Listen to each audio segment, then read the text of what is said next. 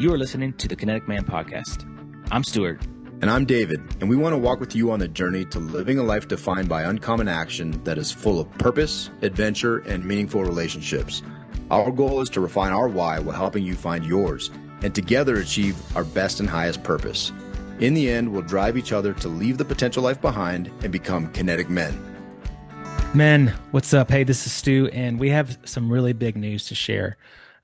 We believe men deserve more clarity, more challenging conversations, more accountability, more action, more friends, and more impact. See, we started the Kinetic Man to have more. For over 3 years, we have seen the power of intentional men coming together and changing each other's lives. We are beyond excited for you to experience the life-changing potential of these conversations and gatherings. Because of that, because we want more men to join us in this journey, we've lowered the price to $50 a month. That's less than your Disney Plus subscription, Hulu, YouTube, any of those other subscriptions that bring way less value on a weekly basis than the Kinetic Man does. So we'd love for you to join the tribe. If you're ready to take action, use the link below in the show notes of this podcast, or you can go directly to thekineticman.com and smash that join now button and come be different, be better, be a kinetic man. We'll see you soon. All right, David, for this podcast, if we could just keep you on mute for most of the time so you don't have to cough and get all your like germs and sickness all over, the microphone and camera and yuckiness. Yeah, Molly, you're gonna have to excuse Stu. Sometimes we have to explain things that are basic to you and I that like I can't transmit via the microphone or Trons. I can't transmit sickness that way. So we're relatively safe on Zoom. Stu, I know this is novel, but I think that it's important to point out that I think you guys are gonna be good. You'll be fine. Wow. It sounds like Stu's a little paranoid. I'm just getting to know you guys, and I'm just gonna say the obvious.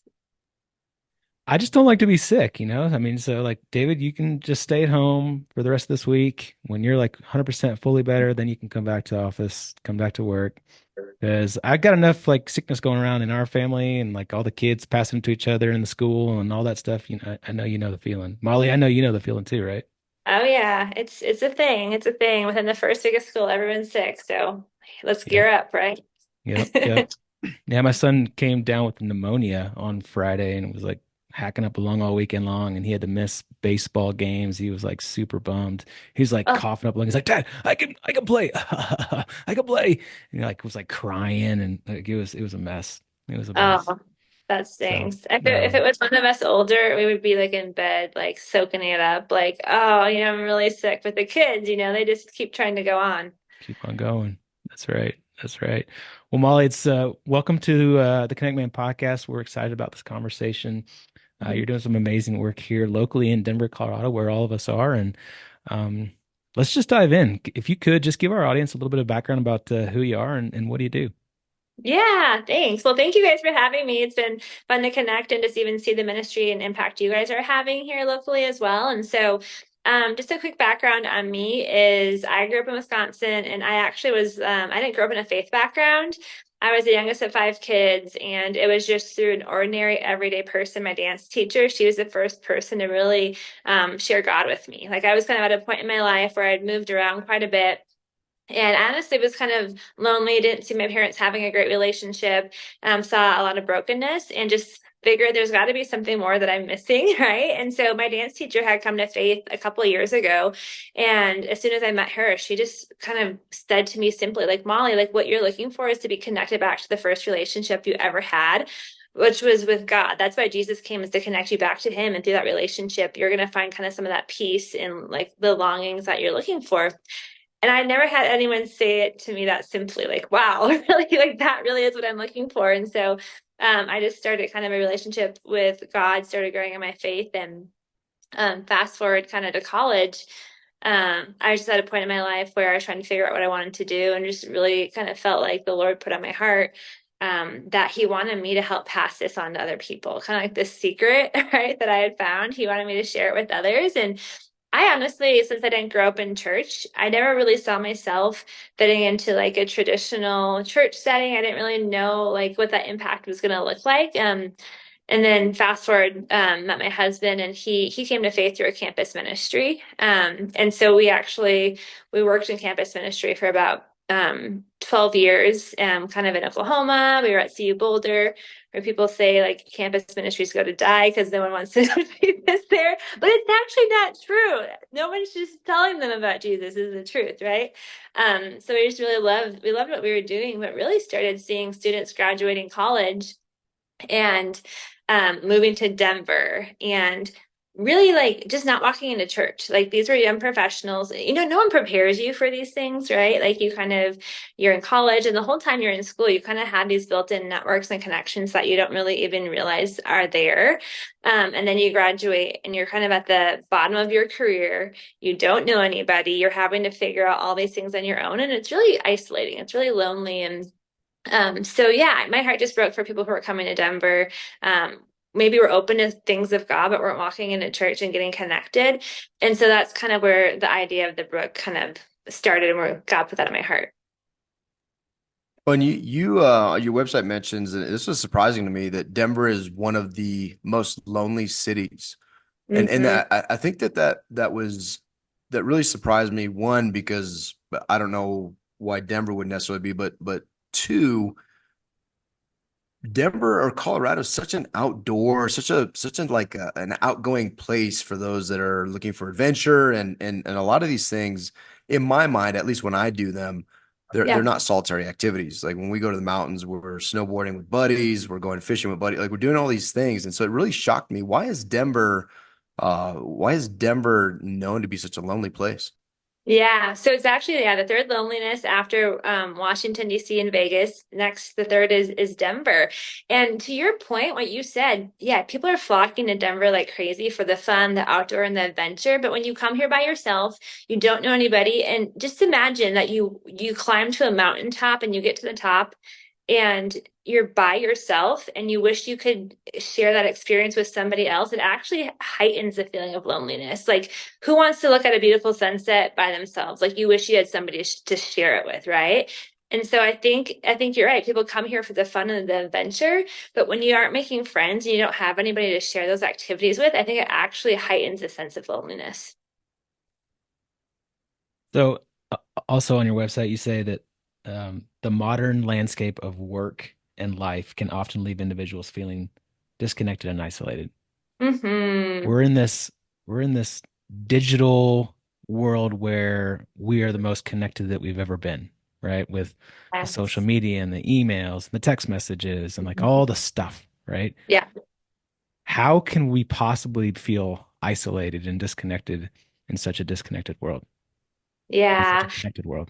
Absolutely. Yeah, it's kind of like our friendships are like a mile wide, but an inch deep, right? And I Mhm. think we see this a lot, like COVID, the pandemic definitely didn't help, but we see now that people are like living by themselves and working from home. And so they're not having to go out as much. And so it creates this sense of isolation. Like you're not in community, you're not forced to be with other people. And I think it really breeds a sense of isolation. And that's actually why when we started the Brook, the first place we launched was online. So we kind of say we use the means of digital outreach and in-person events to kind of impact our community. And so we do a lot on Instagram because we know that's where people live nowadays. Like that's where they're scrolling, that's where they live. And we really, our goal is to intercept their scrolling.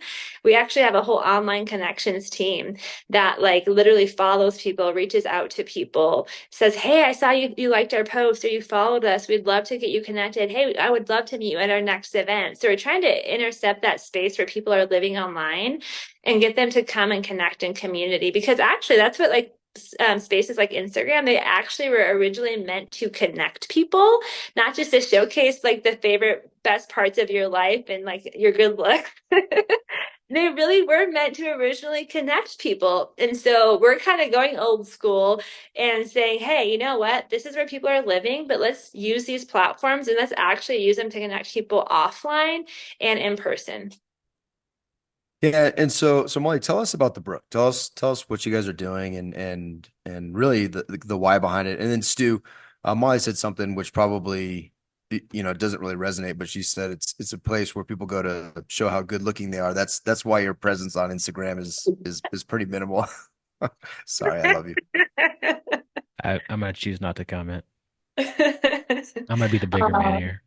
Oh man, I love it. That's amazing. So yeah, I guess kind of just to give you kind of a big overview of the Brook, like I said, yeah, we start by connecting with people online. Like I said, we use the means of digital outreach, and a lot of that is Instagram. So we do a lot of content on Instagram, showcasing what it looks like to have a great life, great relationships, and investigate faith. So those are kind of the main things we talk about.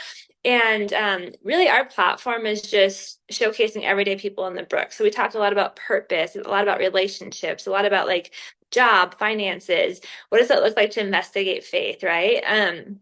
So we kind of showcase what that looks like. And we have, like I said, teams that connect with people online.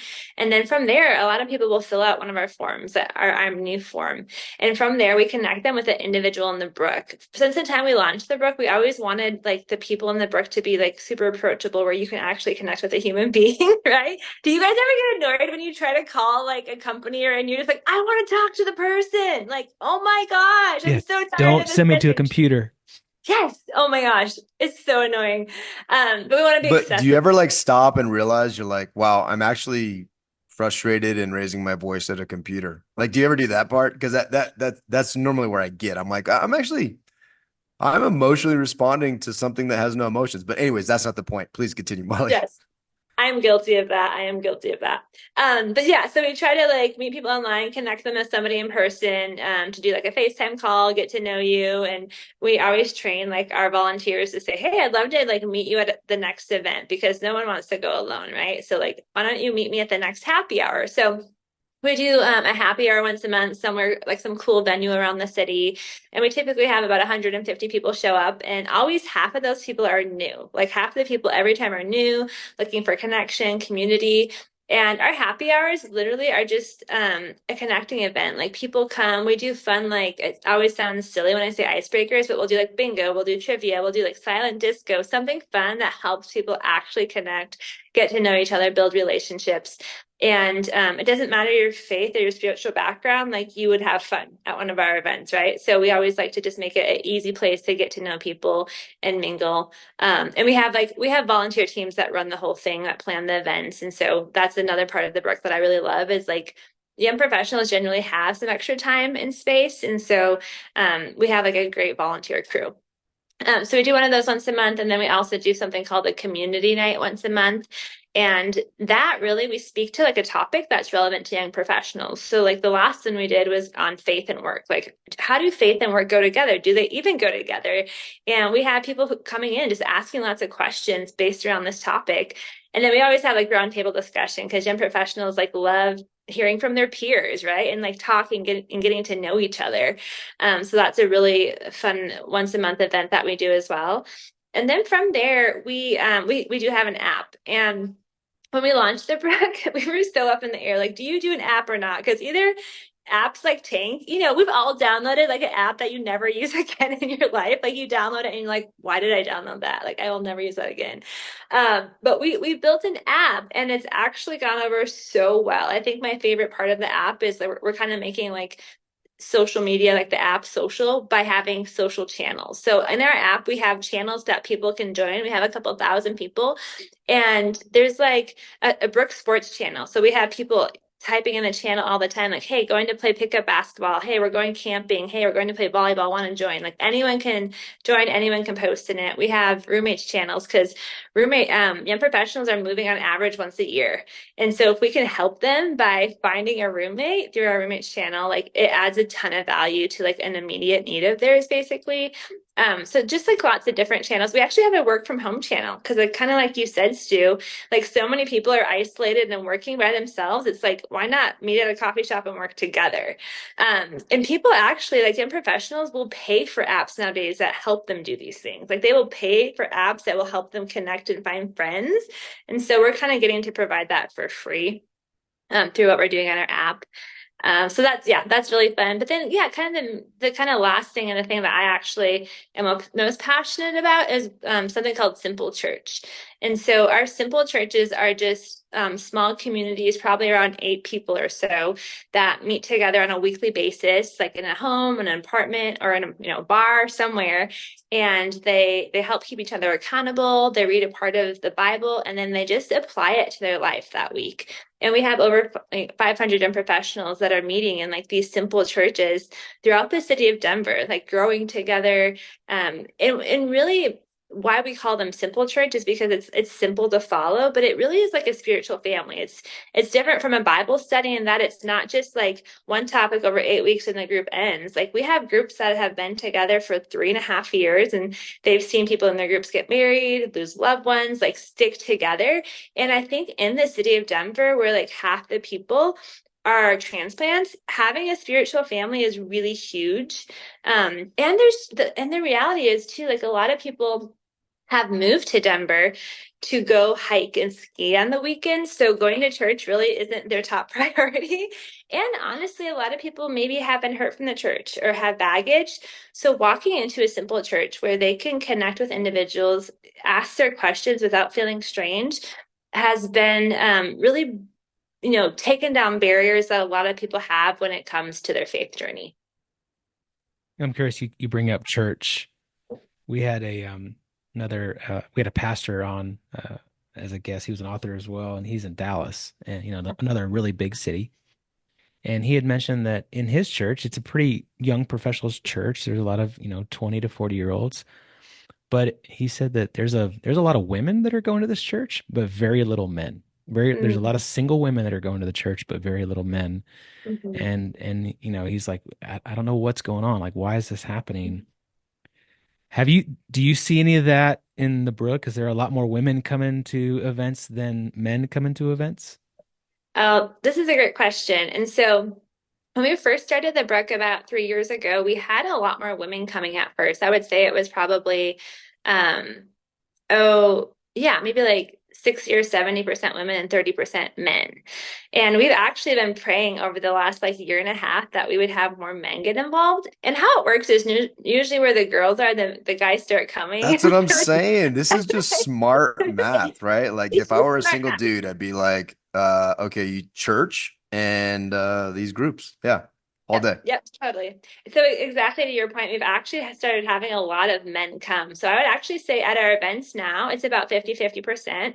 And I think even a lot of like the sports and things like that we do really welcome in men as well. Like in the summer, we always have like probably most weekends, there's a group of like 50 people playing volleyball at the park, right?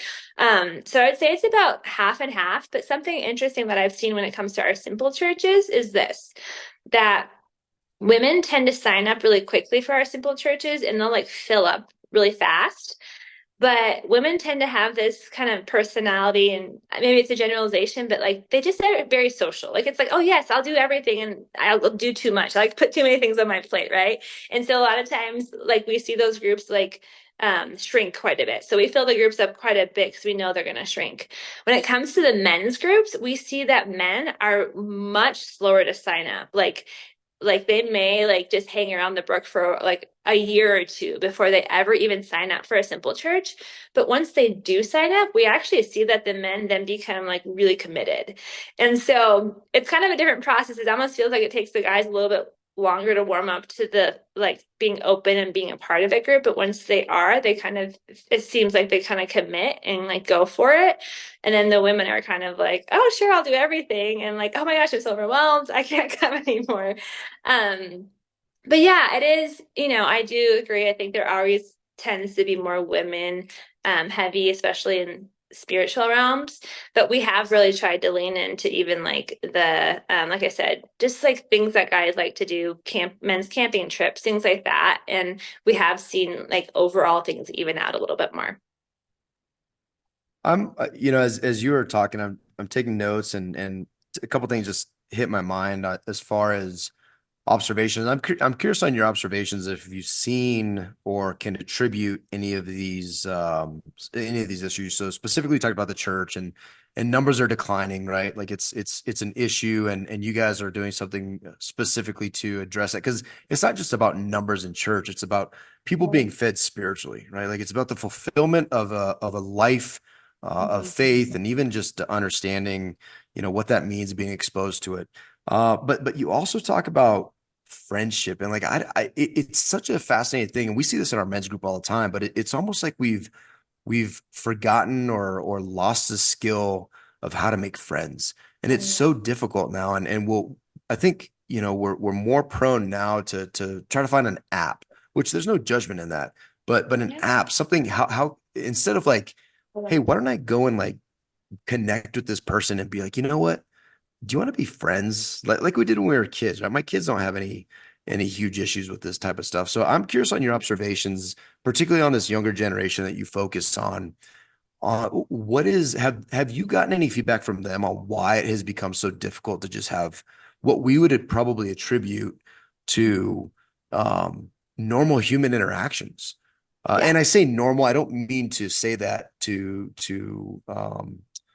stereotype or to isolate or to even bring shame to it. It just, throughout the history of the world, the Mm-hmm. time that we're in now is a blip, right? This technological age is so new and it's so insignificant from a time perspective, but it's so huge in almost making us less human in our interactions, and unable to create these relational things that we desire so strongly. So have you gotten any feedback on what, or have you come to any conclusions on why that's becoming such a huge issue?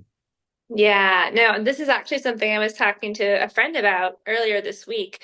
And really, about 8 years ago, I started seeing a shift in culture where before that 8 years, I saw there was a lot of, because I was in campus ministry before, and a lot of people would come and ask for advice and questions, or if they're about to get married or have a baby, like they were like coming and asking me questions and asking for guidance.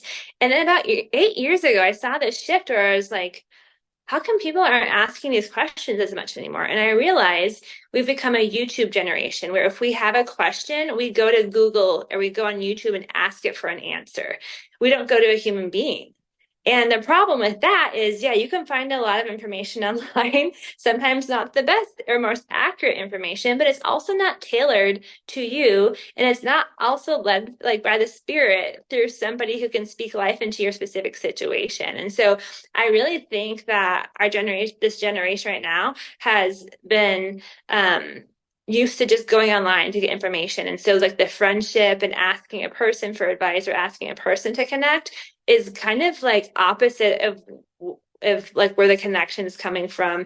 And so that's even something that through our videos that we train people on, even before coming to a happy hour, we'll do a video that's like, hey, here's a couple tips on how to get to know somebody, like basic social skills. It sounds so funny, but we'll be like, hey, look them in the eye, ask them a question, ask somebody to get coffee. I'll always say, like, nobody's ever been upset. I've never been once upset because somebody asked me to get coffee. If anything, I've been flattered, right? So just like I feel like there needs that this generation, like that training around it.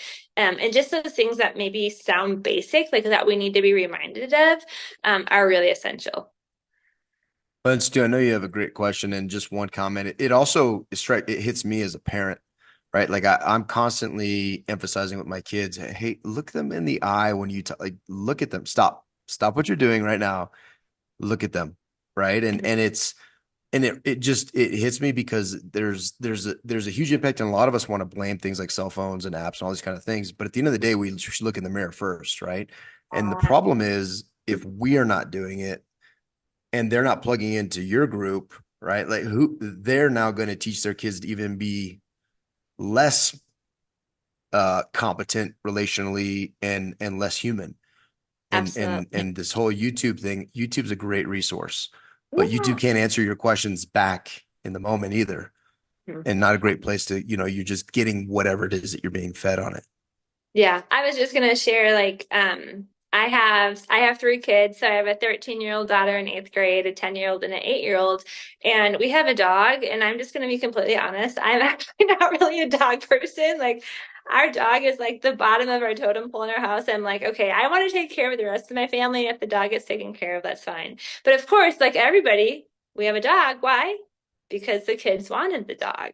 And so our dog was having some issues, and I had my 13-year-old call the vet. Like I had her get the phone out. I had her look at reviews, find a vet to call, and like schedule an appointment because it seems so funny, but even that, I'll talk to professionals that like don't want to call anybody and talk on the phone.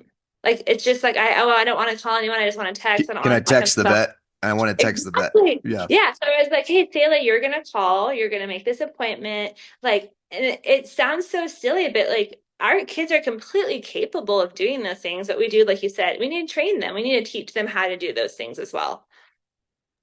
And just think, what's AI going to do? How is that going to impact? You know, Yeah. Yeah, absolutely. there's a question that we talk about in intimacy month inside of our men's group. And it's kind of tailored towards you, like, is television, Hollywood, radio, pornography, how is Yeah. that impacting our intimacy? How is it impacting intimate relationships? And I think that could go the same thing with just like friendship and connection. How is this digital world, how is this Instagram life impacting intimacy?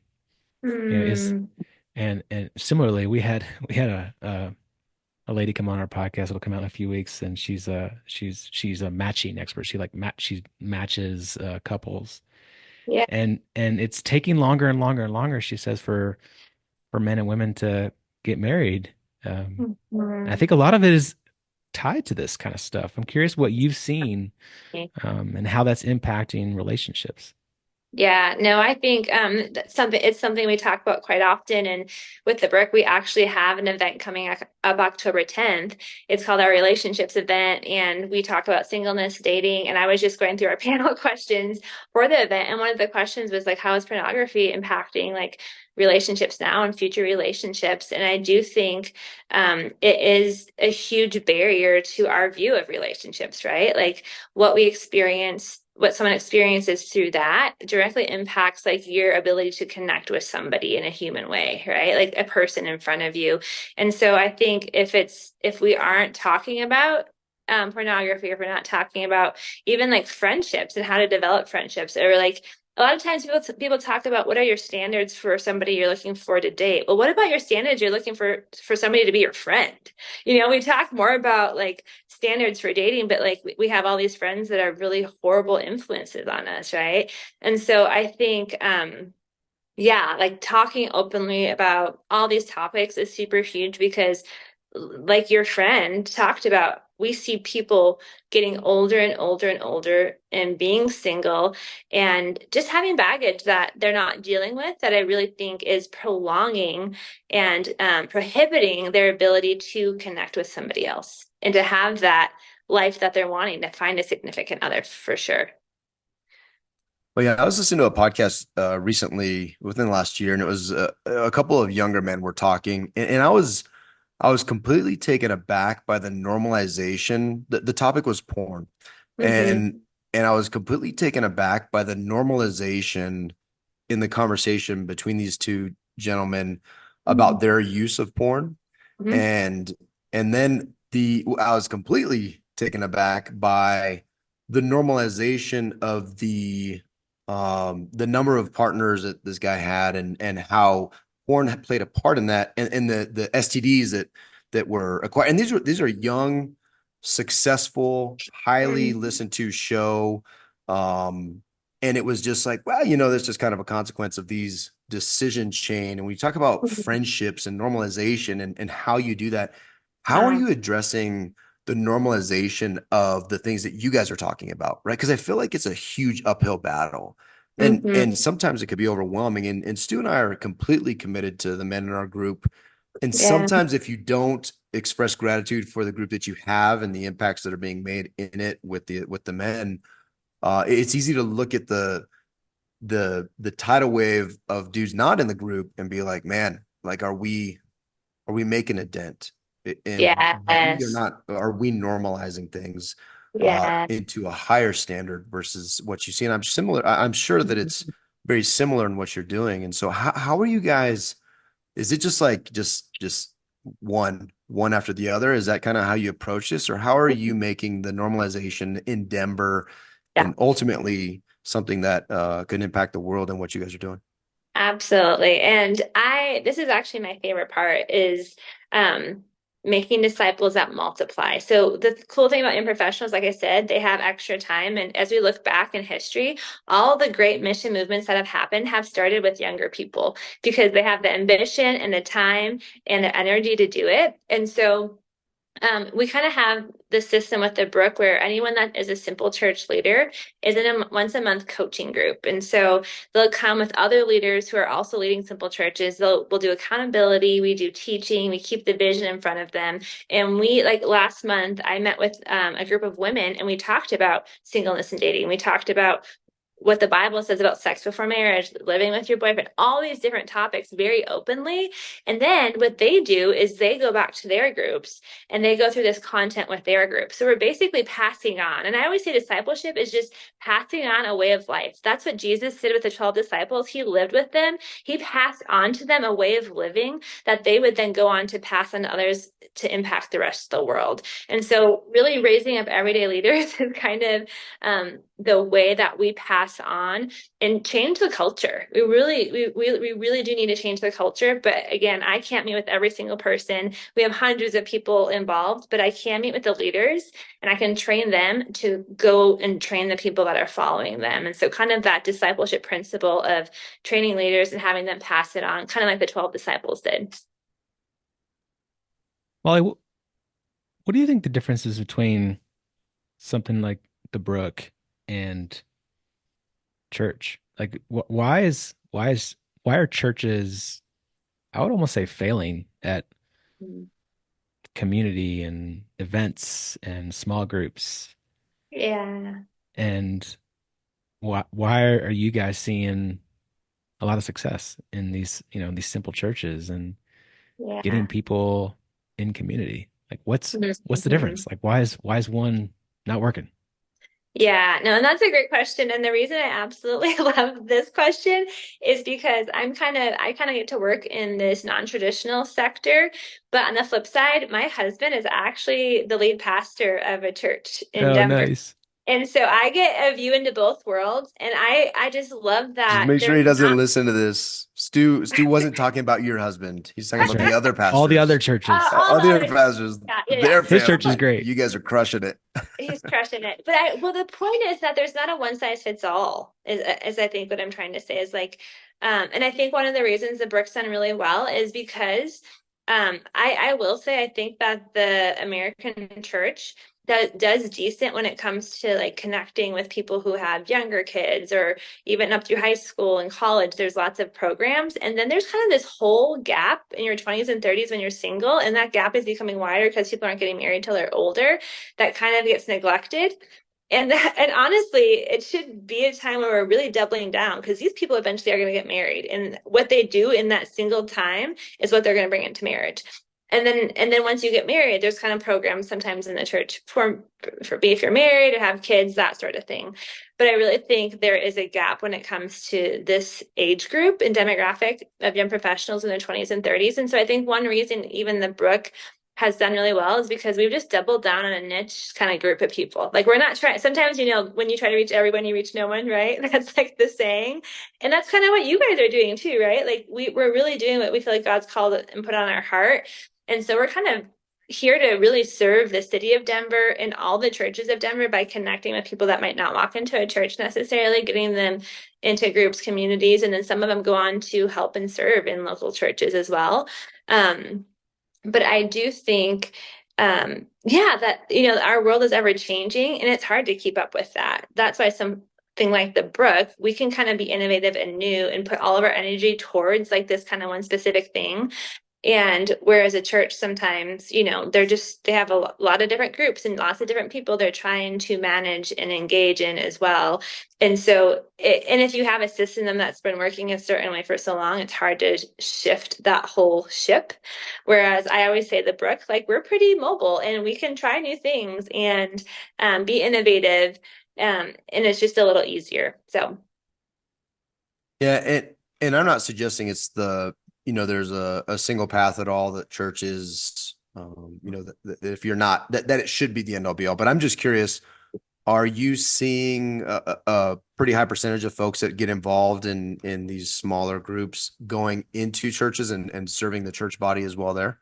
Yeah. Yeah, that's a great question. I would say we have people coming into the rec from all different backgrounds. So some people come in that are new to faith. Some people come in that are coming back to faith. Like say maybe they grew up in the church, like, and we all hope like, oh, our kids are never going to fall away, right? But some people grew up in the church. They kind of have their own journey for a little bit and then they come back. So we have some people like that. And then we do have other people who have had a church kind of attendance their whole life. But I would say about 65 to 70% of people who get involved in, no, maybe more like 60% of people who get involved in the Brook, yeah, eventually do attend like a local church as well. And part of that reason being is mostly just the demographic of young professionals. They just really love community. Like they don't have a family yet. And so they want to be around as many people as they can. Proximity factor, the more people you're around, the more chances you are of meeting somebody, right? To maybe start a life with. But the other percentage, I would say, views the simple church as their form of church. Like I said, they're going to the mountains on Sundays, or maybe they just that kind of idea of that traditional church setting doesn't really appeal to them. Well, is this happening in other cities? Like, is there a Brook or is there something similar that you've modeled or you know of other people that are doing these things in other cities besides Denver? Yeah. We've had so many people in all cities reach out to us to ask if we would start a Brook in their city. But right now we're honestly just doing coaching. Like I love getting on calls, helping people, helping pass on anything we've learned from the Brook that could be helpful in other cities. And that was just even a vision of ours since the Brook started is like, how can, if we find anything that works, how can we share this kind of model in other cities? So yeah, we do a lot of coaching, but there isn't currently a Brook in any other cities right now. It sounds like I think Stu probably like the business side of our brains is like, oh, I think there's a opportunity here. Yeah. I, I'm curious, you have a unique view into two different kind of cultures, right? You have a view into this young professional, a city life in Denver, and then you obviously have an inside view within your household and your kids and a generation below that. I'm curious how you actively and intentionally bridge that gap. Like, how do you prepare your kids with the knowledge that you have and that you've gained through your ministry with these young adults, these young professionals? I'm sorry. How does that change the way that you're interacting with leading, discipling your own children? Absolutely. I honestly am so thankful for what I get to do because it allows me to be around a lot of young professionals. And so just one benefit I get and one thing that I would just encourage other parents to do is just yeah, seek out some mentors. Like if there's a youth group or if there's like some people who are just like younger than your kids, because parents are cool until they're not that cool, right? And so our kids have a lot of other mentors in their life that are not us, that are younger, that are those kind of single young professionals that they get to see their lives. They get to see young professionals meet each other, get married in like a godly way, and they're friends. They see them at church, and so I think having just mentors in your kid's life to kind of see what you're saying be reiterated in the way that people that they look up to are living. So I think just, yeah, finding, and maybe that's even just, if you do go to a local church or if you live in a community, just inviting like some people who are young professionals who are following God, like into your home, having them over for dinner, like having them around your children is just a really amazing thing.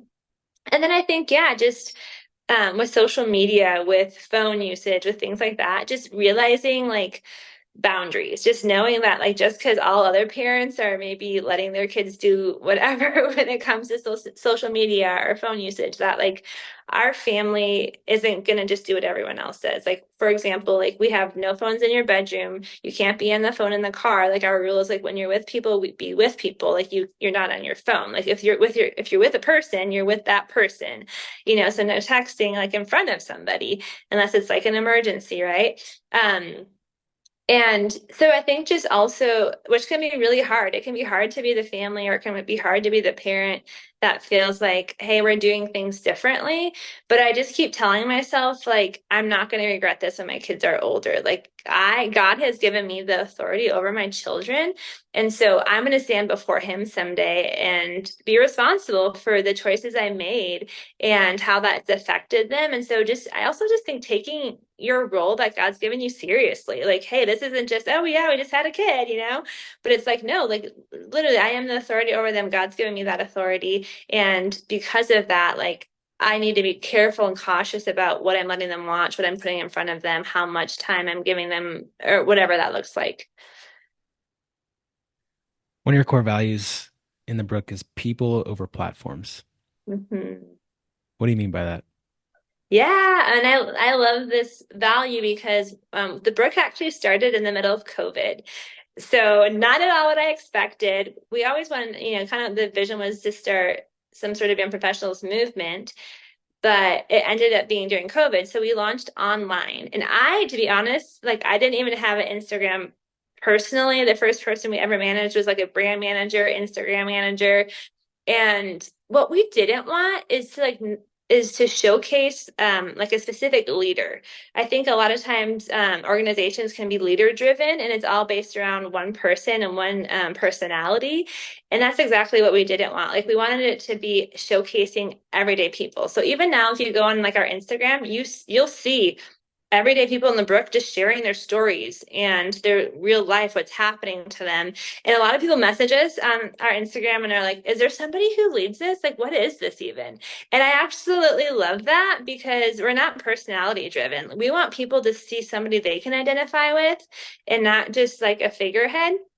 And so we want to really like allow the people in the Brook to be showcased, and it's not just like some platform that we're using for our vanity's sake. And so that's one of the values, and we just wanted to use that to also just protect ourselves. Like, hey, we're not going to go there. Like, pride can get in the way, right? It can be easy to uplift yourself, but that's just not the reason that we're doing what we're doing. So good. Love it. And I just want to highlight your other core values, just because I think they're awesome, and it actually hits really close to home.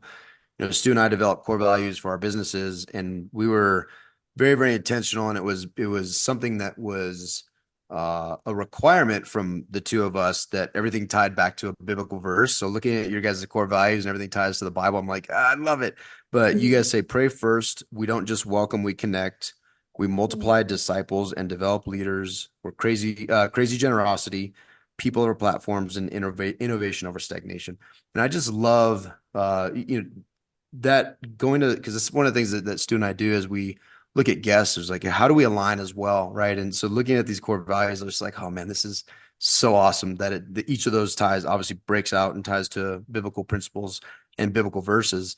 But I just want to highlight those, no question there, because I think they're pretty self-explanatory and they're awesome. Cool. But I'm curious with your values and with your platform and everything you guys are doing. What is the future? What do you guys, when you're looking forward, what is the Brook?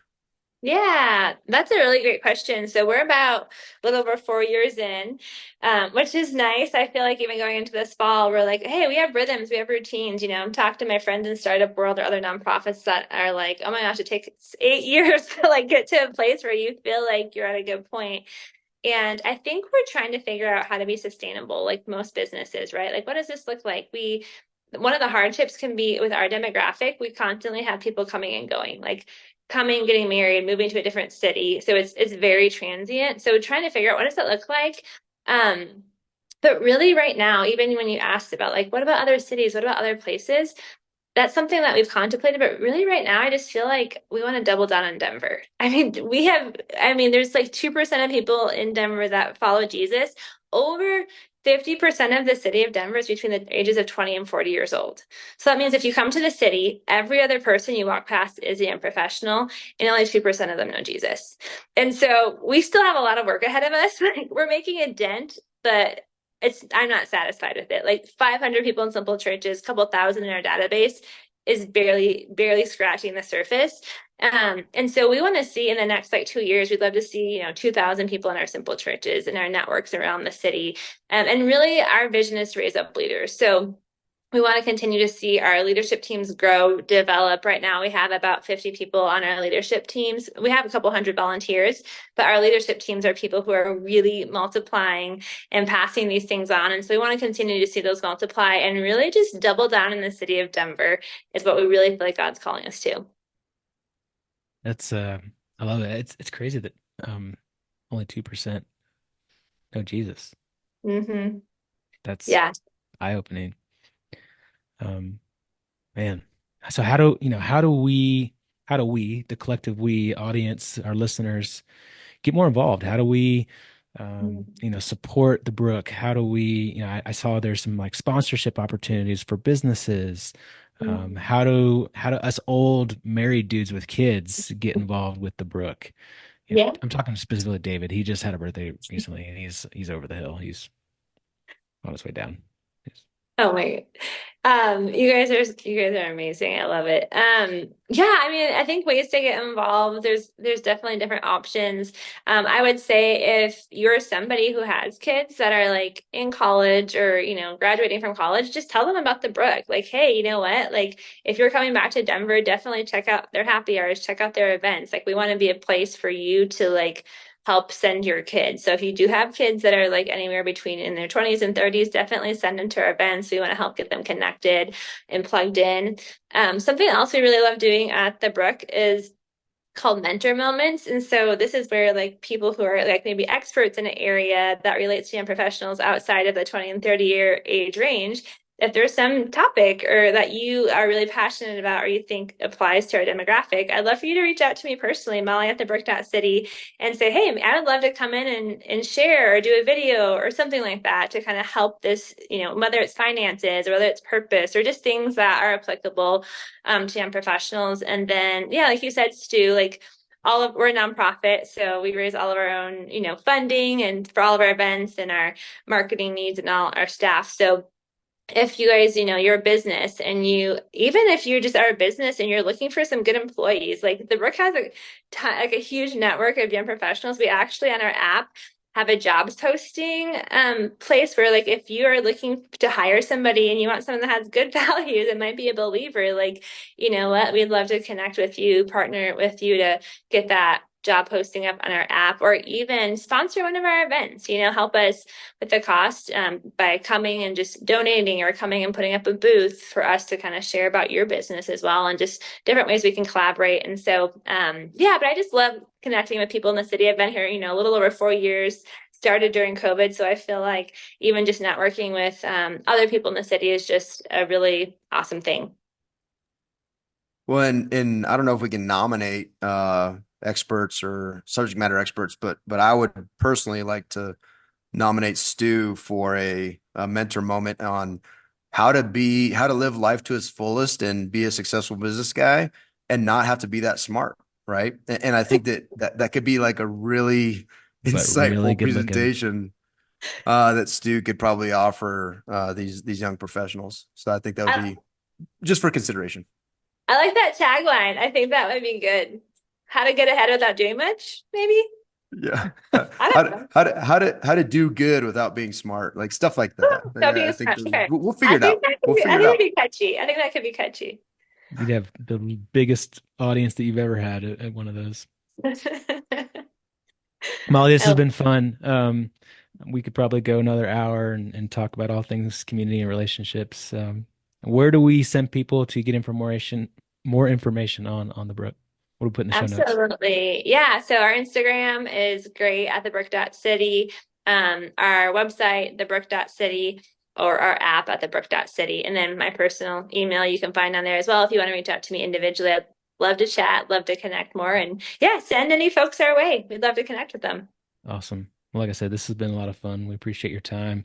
You're doing amazing work, and I'll steal David's line. You won't know until you get to heaven, and there's a line just saying thank you for everybody that you've had an impact on. So keep it Oh, up. Well thanks. done. Thank you. Thank you for having me on. You're welcome. Hey, guys and gals, we'll put all the information in the show notes for the Brook.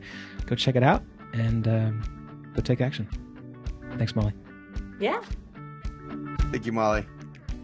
Thank you for listening to the Connect Man podcast. If you are growth-minded, community-focused, and willing to take uncommon action to redefine success and live an abundant life, visit our website at www.thekineticman.com to see all the ways we can connect. And on our website, you can find more information on everything we're doing, like joining our meetup page to get the details on our webinars and our local Thursday gatherings here in Colorado. From our site, you can also find more information on and sign up for the next Kinetic Man retreat and the next house of our mastermind group. Finally, we always appreciate your love and support. Please share this episode and go rate us on your favorite podcast player of choice. Thank you again. Now go take uncommon action.